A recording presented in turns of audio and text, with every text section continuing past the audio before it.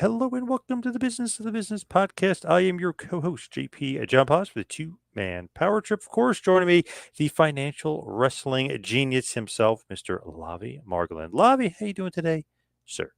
Hey, John, I'm doing well. Not as young as I used to be, so still recovering from my trip to Brooklyn to Bloodsport, although it was good and looking forward to reflecting on that. But before we get into that, I just rolled in on YouTube to a WWE produced documentary from a few years ago that wasn't that great, but being episode 193 of our podcast, John, I have a trivia question for you. In Yes. the modern WWE time, so let's say within the last 25 years, which series ran for 193 episodes? Wow. That's a good question. 193 episodes. Wrestling Challenge, maybe? I would have guessed that as well, like something in syndication. So it just so happened, just a coincidence, that I was watching this just a couple of days ago. ECW on Sci-Fi. Oh, shit. Okay. Wow, they had 193. I didn't even think they had to get that many or got up to that many. I know exactly. It was like after the first 6 months, everyone was like, "Okay, I've had enough." Yeah. Um, but it kind of it dragged along, and then there was NXT, which seemed to drag along forever. And they would have those seasons that would, like they didn't have specific episode Yep. limits or something like that. And it sort of brought us to the modern day NXT. So thank you, ECW on Sci-Fi, for getting the ball rolling. And next week we're gonna crush your record. We're gonna surpass that. Yes, we're beating them. So, what about Bloodsport, though? What about Joshy Barnett? So I was ready to fully embrace the experience on Sunday. My family went out. They saw a little local play, so I was like, I have a little bit of time. Brooklyn isn't too far from me, so I started going down the YouTube rabbit hole. I watched a little bit of the Josh Barnett Bloodsport, so some Masha Slamovich on there, a little bit of Josh Barnett. But then I started going down different rabbit holes. I think I mentioned on the show before, I'm a UWFI fan. So Hmm. some of that, especially like when they syndicated or at least aired in certain countries, the Bushido English version. So I was in the mindset. So went down to Brooklyn. My second time at this venue, the Brooklyn Intermedium, which is a refurbished theater or hall, I guess you could call it.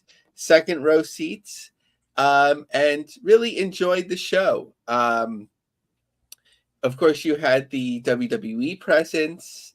You really had, and a fan had a sign that was like, "This is the real Forbidden Door." And actually, Brett came out to take a picture of that poster later. But it was interesting that you had so much different talent represented. I think it was smart in terms of the way the show was paced, that it was actually over in less than 2.5 hours. Because that's that type of style, that shoot style wrestling, it doesn't lend itself to like a 3 or 4 hour show. The matches are shorter. With one major exception, sometimes the matches feel repetitive. We'll get into that Akira Speedball Mike Bailey match if we can in a moment, but just really an enjoyable style. I guess, like, not to critique each match, but the Creed brothers certainly were huge standouts. Masha Slamovich, you have Shayna Baszler, the Queen of Hearts. She gives a very impassioned speech. It's a little bit awkward. I'm not sure if that's her WWE personality as well. It's like a kind of like a little cheesy intensity, but she really means it. I think she's participating in this because she wants to, and she's a huge fan and wants to give back to Josh Barnett. But Barnett puts himself on the card, and he faced Bad Boy Tito, and that was like a little bit he's about our age, so I don't want to say he's old, but and I had never seen him before, even in MMA, so it was cool to see, but a little bit out of the younger people. And there, John, I'm not sure if you saw the clips of Speedball Mike Bailey against Akira. No, I didn't. Any good? Yeah, so it was this, the other things were mostly grappling, right? So here you had this intensity, sort of like quick Sanchow or kickboxing, if you were to think about it, like sort of like a real fight. And it was very quick, very intense, and it was Akira that actually bled hard way around the eye, and the match was stopped, which I was like fascinated by, like taking place in New York with the New York Athletic Commission, and I hadn't seen much of either person before. And like after that, I had tweeted out, I was like, they won me over. Like that was just like a really fascinating match. So without getting too deep into the matches and the star ratings and so on, so like where is it now? So obviously they have this relationship with WWE, at least for Bloodsport. I don't know if it goes through Josh Barnett, but I think a lot of it still would go through Brett Lauderdale, of course, in coordinating these elements with WWE talents that are under contract. So they're reliant on that. They're also reliant on somebody like Masha Slamovich that's under TNA contract, but obviously she's been GCW champion, and there aren't issues with getting her regularly. It's sort of semi-branded as GCW. Like the fans there, I think were GCW, were GCW fans. They were chanting GCW. They were ready to accept this variation because they knew what they were getting into, but it was GCW fans. And when there was breaks in the action, they would show GCW clips. And I think for this thing to grow, if there's that possibility, you sort of have to break it out and let it be its own thing. It's like, something, and I haven't watched it or attended it, but like something like, let's say, Joey Janela's Spring Break or Effie's Big Gay Brunch, like that's still pro wrestling, right? But here you're going for like a different thing, which you still call pro wrestling, but it's shoot style. And I think there is that, although some people consider it a little bit dated since MMA, I think it's unique to the market because you don't really see it on a semi big scale, whatever this would be considered. But it's not being done consistently, right? Like we don't know even when the next Bloodsport will be. Whereas if you were to do it once a month or 10 times a year, and what does it mean when Barnett is doing his own, like sort of a show in Japan that's sort of part of this, but it's sort of not. So we spoke to Brett Lauderdale last time, and it was sort of like, my impression was sort of like there's only so much capacity to do this. So kind of figuring out like how successful this has been, meaning that what's the interest been on Fight. The show did sell out. It took a little, it was, I think, just like a day or two before, maybe. And this is a smaller venue. So it's not necessarily like super hot, but there's something here. And I'm thinking somebody has to give it a chance, whether that's GCW allocating like more resources to this to make it work, or Barnett seeking additional support or something, or if WWE's involved. We had heard about them having some interest in this, which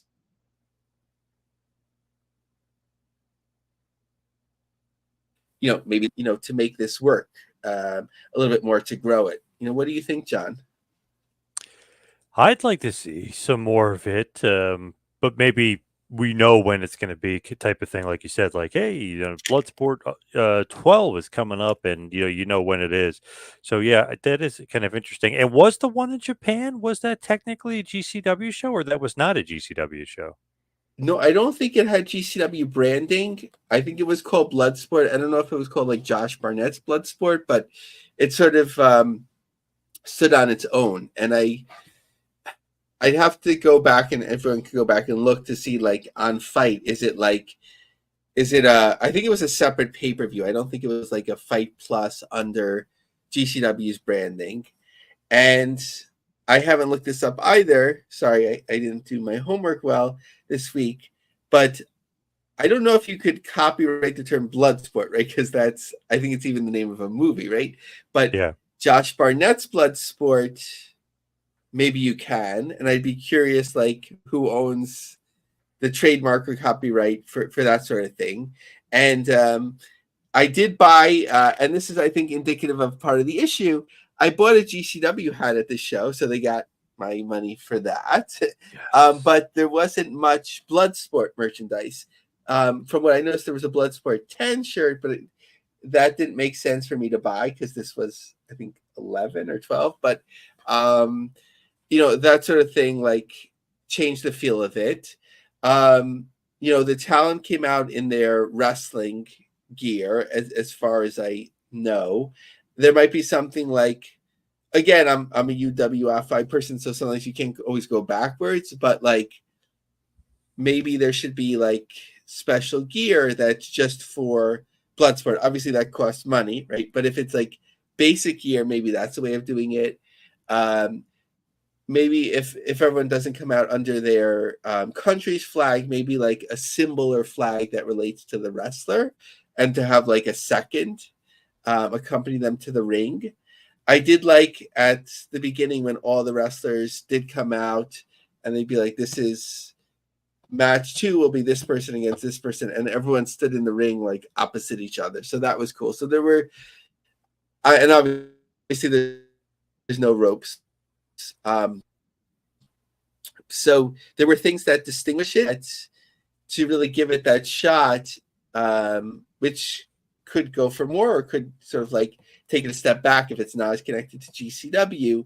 But like to give it a chance, it sort of has to have the chance to fly and break out a little bit more on its own. I like that. Now, what else is going on with them? Like, it just as far as what's going on as far as some controversy, will that controversy affect any sort of WWE dealings? Because obviously, WWE had a lot of talent on their show. So, is any of these recent controversies going to affect them in any way? Yes. So I've sort of been gathering based on what I'm seeing on X, and maybe this is just indicative of like what somebody on the outside might gather. So definitely open to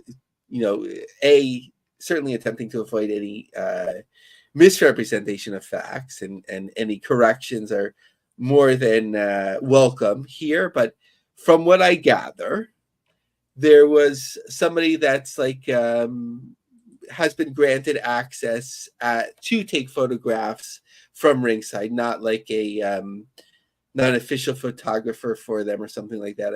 I believe that their branding relates to Kings Road, and they were taking pictures of some of the women, the female talent, and I didn't see any of the clips or reels, I believe, that were posted to Instagram, but it seemed inappropriate. And I think one of the talent, of course all their talent is of age and so on, but one of their talent we know is quite young, who's just like graduated high school. So I think she's 18 or 19, something like that. So from what I understand, the clips related to that, and then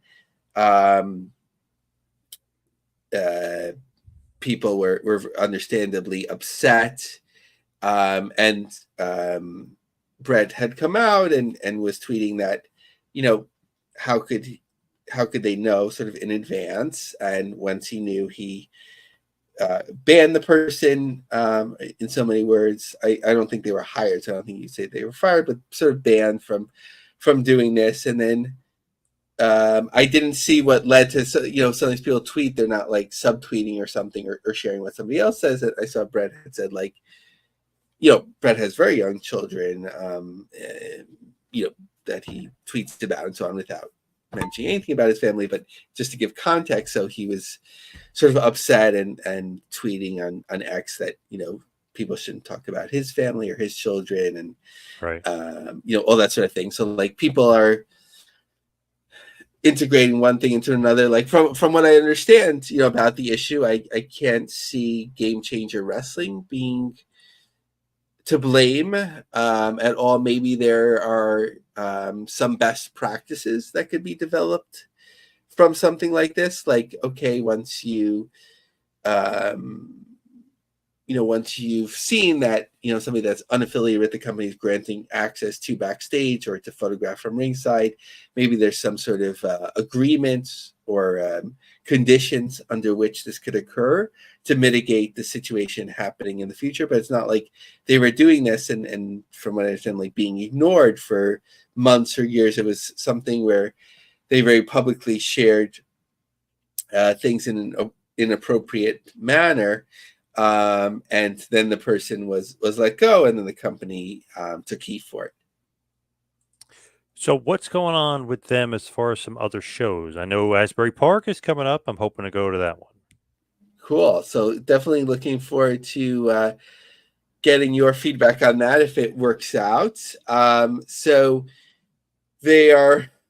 This will have occurred most likely by the time you hear this, but in Cleveland, there'll be a Temple Live.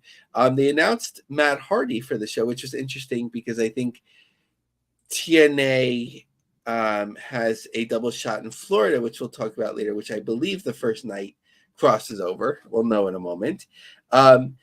He was just announced at the last moment. So I think it was 525 tickets, according to WrestleTick, a little bit more than 25 hours out from the show. So they moved 25 tickets in a day, but I wouldn't say like, oh, Matt Hardy only moved 25 tickets because it's just a day's notice. So we have to see, if things pick up and maybe if he had been promoted earlier, to see how that would pick things up. I believe he's scheduled to go against Nick Gage, who has been off a number of shows, recovering health-wise from whatever he had been managing. So that was that. Then Atlantic City, we'll learn about. Then 8 days break for them before they do a triple shot in Japan. Interesting that the DDT show in Croken Hall that they'll be doing will be streaming on what's it called, Wrestle Universe, which is sort of like a nice trade-off, because when GCW does the shows, the collective shows, and DDT is on there, they are able to do that on Fight. So a little bit of a trade-off there. LA on August 17th, Salt Lake City on the 18th, Atlantic City for a double shot, their traditional end of summer shows, Chicago at the end of the month, then some involvement of Insane Clown Posse, which makes sense, in Detroit and Harpo's, back from Detroit to Rochester on September 15th. September 20th, now they're starting to run the Philadelphia area regularly again with their deal with Harrah's. The following day, September 21st, in Hartford. In mid-October, they're back to Atlantic City. So that's interesting to see, because Atlantic City hasn't been doing tremendous from what I gather recently, just looking at Eventbrite. So you have the double shot at the Showboat. Then the following week, Denver, Jefferson County Fairgrounds. I'm not sure if that's a new venue for them. October 19th in LA again. November 2nd in Honolulu, which we talked about. That's a 600 seat setup. Back to the Louisville, where they sold out last time on November 14th. And November 15th in Sauget, which is the St. Louis market, at Pop's nightclub again. What is going on with Ring of Honor, by the way? Because you had a funny tweet about it. Yes, I was getting... I felt bad. I felt like Brandon Thurston, like 1% of Brandon Thurston for a moment, just when he tweets out anything about the ratings, or WrestleTix when they tweet out an attendance and people don't like it or they like it too much or whatever, and they were just going crazy. So I DM'd Brandon about it. He's like, I don't read any of those. I never read any comments. I was like, oh, you're smart. Good. It was bothering me, so like I shut off the comments, and then I was blocking people that were retweeting it and saying mean things or whatever. Okay, so what's the context of all this? So there was a Ring of Honor press conference, and Brandon Thurston of WrestleNomics clipped it, and he said that Tony Khan said that now they're thinking maybe there'll be an AEW Ring of Honor, and there's the potential for airing ROH programming if they can work it out as part of the Warner Brothers Discovery deal. And to say that by calling it AEW Ring of Honor, it gives like more gravitas or significance to the show. Like when they had AEW Dark, there would just be matches. So here you're sort of connecting it to things. People can go for belts and so on. But to me, it's a failed experiment. When we think back on the modern history of the last 40 years of pro wrestling on a national or international scale, actually, let's focus on North America, because perhaps the Stardom brand under New Japan Pro Wrestling will work out well. Some people feel that it's not going so well business-wise, but I don't have a deep expertise of that. But just in terms of knowledge of North America, right? Like you had, what was it? Crockett bought UWF. WWE bought WCW. They bought the assets of ECW. Like when have you had a sub-brand that you bought from the outside succeed? The closest example is NXT with WWE, but that was internal. So I wrote IMO. So in my opinion, if you love Ring of Honor, you'll let it go. AEW's branding is weak right now, and it cannot sustain a sub-brand. An occasional nostalgic pay-per-view or TV episode with an ROH theme, so I was thinking every like 2 or 3 years, would probably be the best way to capitalize on the name at this point. So I didn't say kill it.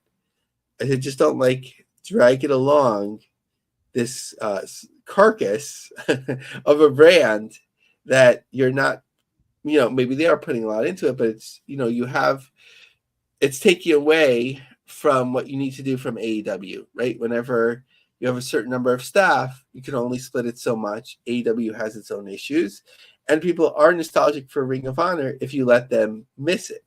So that's why having special shows or special branding every few years, in my opinion, would be the best way to go.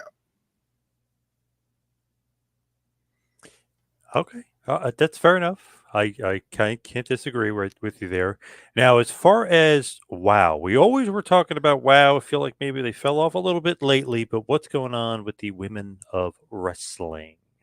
So 2 big pieces, I guess, to focus on. The first, I'm probably like the most excited person in the world to get this, because as we were talking about on the show, John, we were saying like last time they taped in a higher profile venue, and then this time they're in Glendale, California. So what's going on?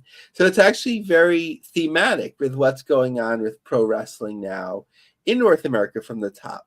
There are all of these state or city, municipality, chamber of commerce incentives to, like, it used to be before, like, even if WWF ran in Madison Square Garden, like, they'd be like, okay, like, they're not necessarily highlighting it. New York isn't like highlighting it or thinking about it. Sort of like, okay, guys, come in, go out. Like it's a little bit embarrassing. But now, like, all of these places are like, they want to work with like pro wrestling companies and give them incentives or money. I don't know the specifics of this deal here, but let's go into some of the details from a Crescent Valley Weekly article. WOW comes to Glendale. The Glendale Chamber of Commerce and WOW Television Enterprises, LLC, actually, I should put that in my Google alerts, announced a first-of-its-kind alliance that will bring 8 worldwide televised live events to Glendale. Kicking off on Friday, August 2nd, Glendale's state-of-the-art movie and television studio, East End Studios, will host the high-flying WOW's superheroes as they battle in the ring. We're excited to help facilitate the support of our new member, WOW, and this fun, family-friendly entertainment for our community of business and families, said Judy Kendall, President and CEO of Glendale Chamber of Commerce. While we continue to support the growth of our business community, we'll work with WOW to bring valued financial support to our community, charities, and nonprofits. Glendale is a special city that represents a commitment to diversity, equity, and inclusion, DEI. The foundation mirrors that of our athletic roster of WOW superheroes, said David McLean, CEO of WOW. With our new membership in the Glendale Chamber of Commerce, we are working with local organizations and businesses to bolster our events and identify charities and nonprofits that could benefit from WOW's financial and community support.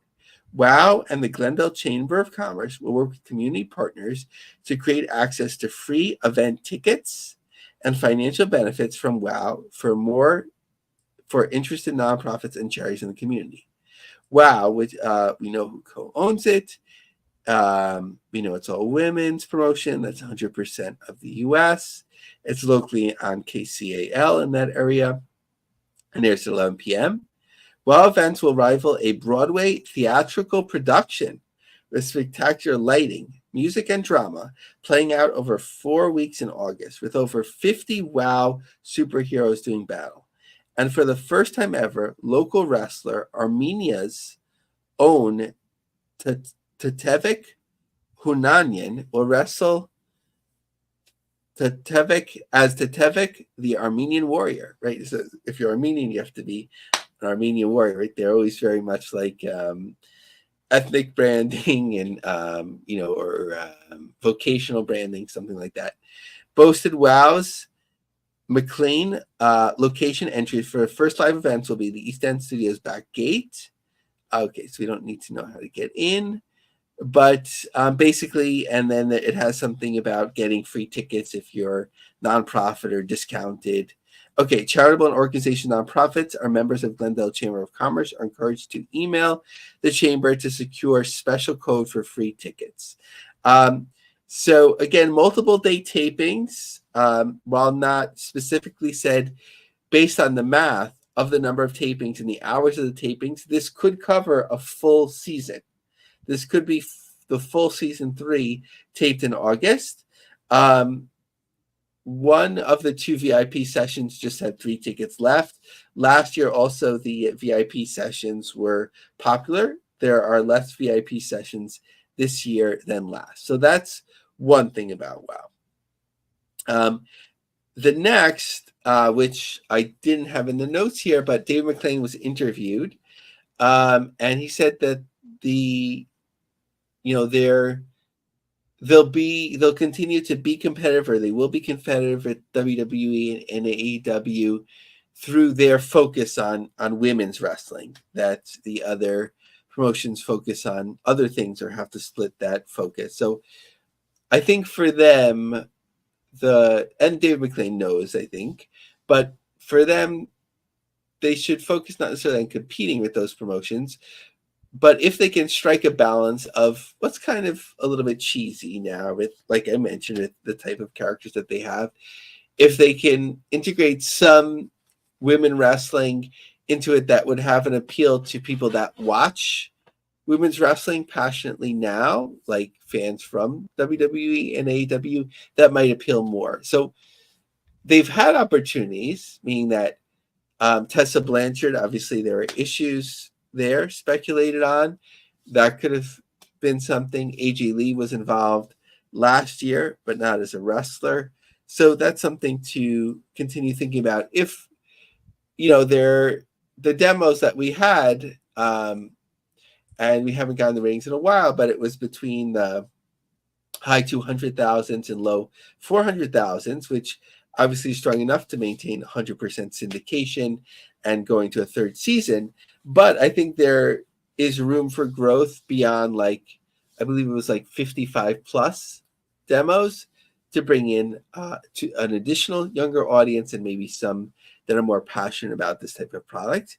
And finally, in terms of WOW, we've talked about Pluto TV and streaming a fair amount on the show, even when there was some of the guys that were involved in the wrestling channel. But Pluto TV pins down WOW Women of Wrestling channel, exclusive service to feature the organization's upcoming season 3 episodes.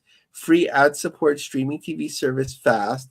Pluto TV will offer new and library content from the WOW promotion as part of a new dedicated channel. The WOW Fast channel will feature the Women's Wrestling Organization's original programming, including the first 2 seasons of WOW. In addition, the channel will also offer the 3rd season, as well as documentaries, The Origin of WOW and My Road to WOW. Now, as far as New Japan Pro Wrestling is concerned, what is going on? What's the latest? And are they adding Mercedes Moné to the show? Yeah, so before that announcement, tickets were slow in this entertainment sports arena venue in Washington, D.C. 1,109 tickets, according to Wrestle Tickets, for a current setup of 2,778. But a star for them, especially before she was on the nationals, returned to the national scene, of course, with AEW, was Mercedes Moné, doing a couple domestic shows for them. Certainly won't hurt to have her on the show. I don't know if her impact will be as much as it would have been before if she was more exclusive to New Japan. Also, I don't know how well her CEO personality is captivating audiences in AEW, but certainly a huge star to have for them. And just a little note here, New Japan Academy Showcase for that there's just some general tickets remaining. Obviously, this is more to get the talent some experience and so on, but always good to note to see how things are going at any show that New Japan promotes domestically. Just an interesting side note. She announced that she is divorced and they haven't been together since 2020. I don't know if that's a surprise to anybody, but she is single apparently. I just thought that was interesting. I was like, I think everyone knew. I don't think it was a surprise, but yeah, so they haven't been together in 4 years. Just to throw that out there. But let's talk about TNA, who seems maybe on fire right now after the 4,000 plus people, or not. Maybe I'm wrong. Maybe not. Yeah, so just a little bit of a tidbit, taking a little bit of break because, we had many weeks in a row where we were sort of going through each attendance and so on. So letting that breathe a little bit, but didn't want to miss out the shows that they have upcoming in Tampa at the fairgrounds. So in a modest setup, and it doesn't seem like they took any of the reserve tickets off for sale. It looks like most of the tickets are gone. So with GA also available in the venue. Nice looking indoor venue on the fairgrounds. I couldn't find pro wrestling pictures, but I did find when they had a small circus there, and it looked good. So I think for them, it's fine. What they should be doing in terms of a double shot of television taping, not getting too ambitious. Florida works for them. I think the most notable thing is that it seemed like the Hardys had signed with TNA, and you would expect them to be on every show, but Matt Hardy is working GCW for the first night. So maybe making something from nothing, but it could have just been that there was outstanding commitment. So just something to watch. What about OVW? I feel like maybe they might be running too big of buildings right now. Yeah, so there's the 2 buildings, especially one that's more noticeable than others, where I noted it, and then WrestleTix has been covering it. So talking about that first, August 31st in Pikeville, Kentucky.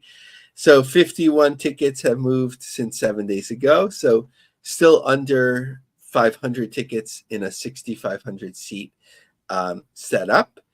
And in Packard Music Hall in Warren, Ohio, a nice venue that I think has had a fair amount of wrestling there before, that they had moved 576 tickets in a just under 2,000 seat venue. So that's August 17th. So that's something to watch. Now, Facade, who generally tends to be all about like positivity and the Neon Ninja, not really a troublemaker. He tweeted out about a show, boycott that OVW garbage. We don't need their deceitful business in Pittsburgh. So apparently, and I guess we're gossips this week, but this is public information, right? That's just being shared, or opinion, that he fell for the Netflix show, which apparently he appeared on, that he didn't give his permission in such a way, and that they used it anyway. I think like the Netflix producers would have been more careful about that. So maybe there was a misunderstanding. And then, his partner, of course, Danny Moe, had sort of subtweeted him or retweeted him that, she sort of, I don't want to misrepresent it. I think that she was sort of still affiliated with them and so on. And we know that she has been, because there was that controversy, right, a couple of years ago where I believe it was reported that she got attacked in the locker room, if I understood that correctly. So they're still semi-affiliated with OVW. It's a little bit confusing there, but it was interesting to see Facade sort of speak out in that way. OVW sort of like was getting a fair amount of love from Netflix, but now when there's OVW news, people tend to take it as an opportunity to knock Al Snow for some reason. Yes. Odd that they do that, but yes. What's going on with the NWA? I know it's probably just a little bit of a quick hitter, but what about the NWA? Yeah, so we've talked about this show or shows now that they're thinking about in New York, or will be doing in New York. So from PW Insider, the NWA September house show in Queens, New York should be officially announced within the next week. There's been talk of adding a second show that weekend. I don't understand. Like, I just don't. I mean, you can do it, I guess, in a way where you're not spending that much money, but to do two shows in New York City, like, you don't really, and I'm not here bashing, but like, you don't really have momentum, especially in New York. Like, it's an uphill battle. Why? Well, let them, they can try. Now, Billy Corgan is going to be part of a show that I've been talking about a while, on Monday night, as one of the, I don't know if you'd say opening acts, because there's a number of acts which is headlined by, this is the Green Day tour, Saviors tour, at Citi Field where the Mets play. But I've never seen the Smashing Pumpkins, so maybe I'll go a little bit early to catch them as well. Nice. They are great. They are great live for sure. What is going on in the world of WWE? So, of course, we don't cover the WWE as much, but when something seems like it won't be covered as much by the other pro wrestling press or podcasts, I want to cover it here. So one of the things that we've been keeping an eye on is like CW distribution, especially with NXT coming up. So the CW is about to get a bit stronger with some of their affiliates. So this is from Broadcasting Cable. Paramount stations to be CW affiliates, including a return in Detroit. Agreements are part of broader affiliation deals between Nexstar and Paramount Global. The CW has found new affiliates in Detroit and Miami, and one looks a lot like an old affiliate in Detroit. Nexstar, which acquired control of the CW from Paramount and Warner Brothers Discovery in 2022, said it signed a new affiliate deal with Paramount's CBS News and stations that not only renews the agreement with the 40 CBS affiliate Nexstar owns, but makes Paramount-owned stations WKBD in Detroit and WBF's Miami affiliate effective September 1st. WKBD had been the CW affiliate before a recent round of corporate musical chairs that played out in Detroit and other markets. The agreement solves a problem that was developing for Nexstar in ensuring the CW was carried in every local market. The merry-go-round started when Paramount, which retained a 12.5% stake in the CW, decided to turn its 8 CW affiliates into independent stations last year. EW Scripps co-owned stations include WMYD Detroit and WSFL Miami became CW affiliates, but in April it was announced those stations would be dropping the network. Nexstar was able to replace many of the Paramount and Scripps affiliates for stations it owns or manages, but the situation in those markets mentioned seemed to be going down to the wire because few full-power stations were available. WADL Detroit, owned by Adele Broadcasting, nearly became the CW affiliate in Motor City, but an agreement to be acquired for WADL to be acquired by Mission Broadcasting for $75 million in a deal that would have been financed by Nexstar, which would also run the station under management agreements. The deal was terminated after the FCC approved the acquisition but imposed conditions that would have prevented Nexstar from controlling the stations. So it's getting complicated. Kind of feel like we need a scorecard there. But if you need a takeaway from all of this, is that the CW has strengthened some of its markets. We've talked about like its national footprint, that some of them were on, I don't know if I can go so far as to say low power stations, but some of them on lower profile stations. So this will help them. New York will probably remain on WPIX, but it's still there was still a ruling, from what I understand, that that they should not be able to do what they're doing on WPIX in terms of their programming and station ownership. So we'll see if they remain in New York City. I think people aren't talking about it too much, and it's a couple of months out. So I think they'll figure it out one way or another. What about reality of wrestling? What's going on with Raw? So Reality of Wrestling, our biggest Sunday breakout show to date with 189 fans at the Walker, Texas Arena. Going forward, NXT Level Up talent will be part of our breakout events. So as we talked about, WWE having agreements not only internationally with some promotions, but independent promotions. Of course, Bloodsport having some talent there. TNA, this ongoing relationship with NXT, and we've already seen with Reality of Wrestling. Now, NXT Level Up, John, I was trying to figure out what that meant, because the Level Up, I think, is just a tournament, but no, it's like a separate show almost. Oh, is that so? How do they do that? Is that like their smaller shows when they go around, like the Coconut Loop? Is that what that is? There's also like a separate YouTube show that does Level Up. So it's like the more inexperienced talent is getting reps, so to speak. Oh, okay. I've never seen that written or talked about before. So sorry, everyone. My mind is blown. So I could go to YouTube and look NXT Level Up, and there's like a sort of is it an episodic show, or it's more like NXT Dark, where there's just like matches? I think it's just like Dark. I don't think there's storylines as far as I know. Okay, that sounds like my bag. That might be a WWE show that I watch regularly. I like it. I like it a lot. Yeah, it's just as far as I know, it's just on YouTube. But I know if you just go to YouTube NXT Level Up, there's ton of stuff on there.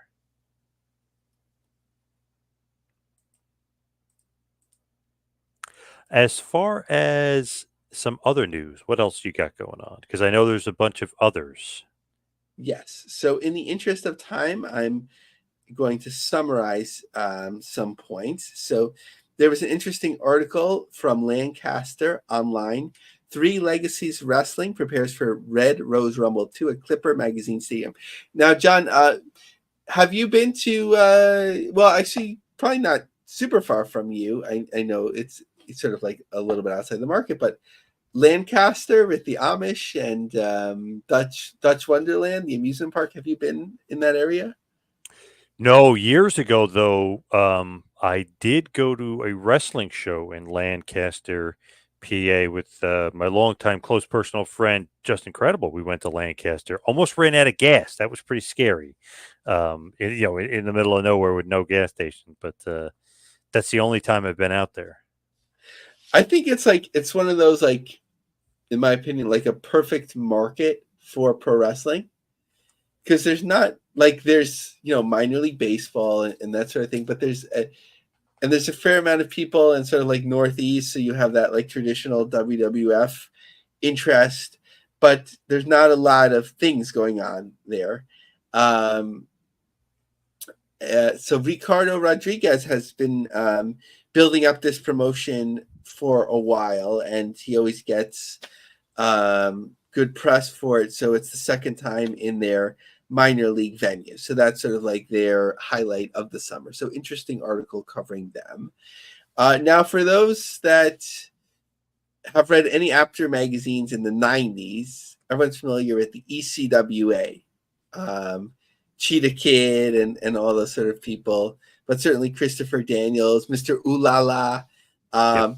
So Jim Kettner's Night of Legends is almost sold out. So they're doing like a special reunion show on August 3rd, which is really cool. Glad to see that that's having success.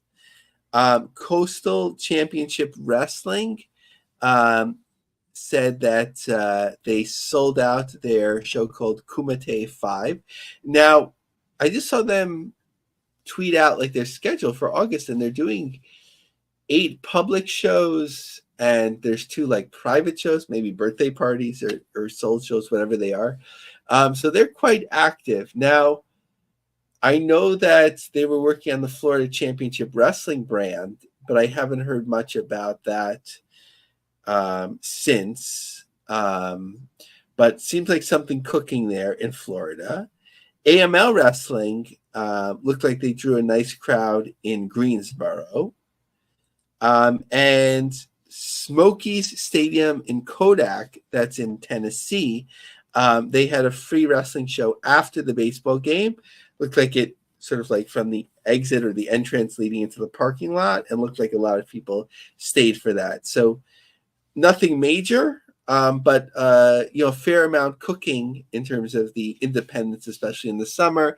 It's that sort of season where you have shows in and around the baseball games and the fairs and that sort of ilk.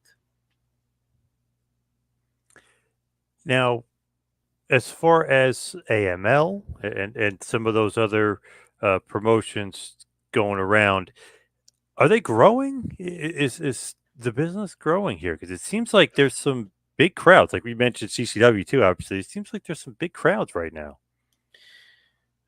I think it's sustaining. Like if you look at, of course, independent wrestling over the last 30 years and so on, like there'd be so many promotions that would be in and out, go on and whatever. And like you tend to see the same promotions now that are around, and they're not fly by night. And sometimes they do big shows and sometimes they don't. So I would say it's stable. Like there was concern, like especially within AEW pulling in so much talent, and when WWE was signing so many people to NXT, like who will be the draws and so on. But especially where you have different ways of reaching fans, that these things tend to find their own audience, whether it's former national stars or current stars that don't have a national stage that sort of like establish things on their own, or there's something, a newer talent that catches on. It's not always that this can replicate, but I think the independents are doing fine. I wouldn't say there's like a huge growth notably anywhere, but I think that there's ways of making money, and they're doing shows more consistently, and we're starting to see that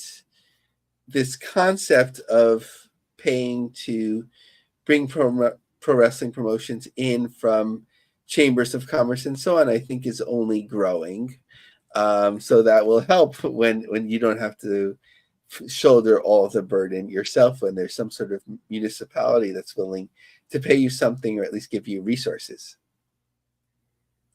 All right. I think that's going to wrap up the show for this week.